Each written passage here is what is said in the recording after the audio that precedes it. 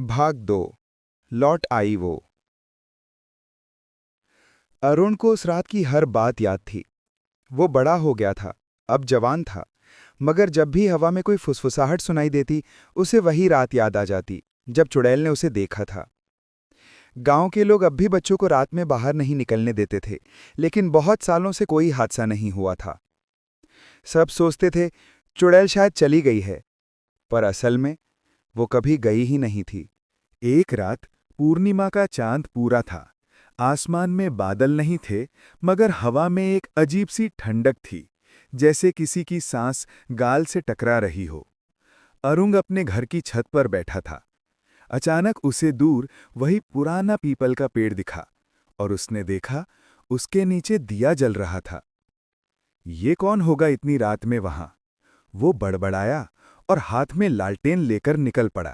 पेड़ के पास पहुंचते ही उसे हल्की बच्चों की हंसी सुनाई दी, बहुत धीमी, जैसे किसी ने कान में फुसफुसाया हो।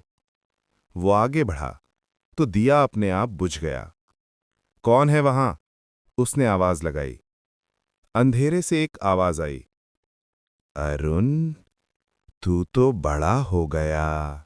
अरुण का खून जम गया।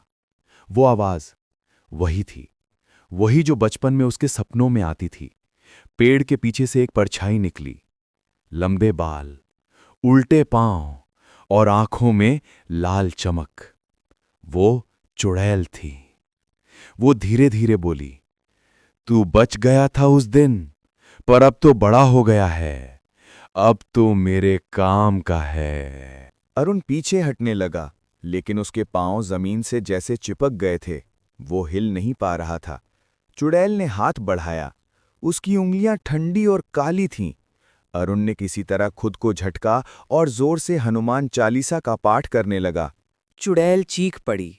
उसकी चीख से पेड़ के सारे पत्ते गिर गए। आसमान में काले बादल छा गए और अचानक बिजली कड़की। वो गायब हो गई, लेकिन जमीन पर उसके जले हुए पैरों के निशान रह गए। अगली सुबह अरुण ने गांव वालों को सब बताया। गांव के पुजारी ने कहा, उसकी आत्मा अब और क्रोधित हो गई है। जब तक पीपल के पेड़ के नीचे से वो थैला नहीं निकाला जाता, तब तक वो लौटती रहेगी। सब लोग डर गए। रात आने से पहले ही गांव खाली कर दिया गया। बस अरुण रुका, अकेला, उसी चुड़ैल से आखिरी बार सामना करने के लिए। भाग 3 में अरुण और चुड़ैल का अंतिम सामना, जहां सच्चाई सामने आती है कि चुड़ैल कौन थी और वो बच्चों को क्यों उठाती थी। इस कहानी का अगला भाग देखने के लिए मुझे लाइक और सब्सक्राइब करें।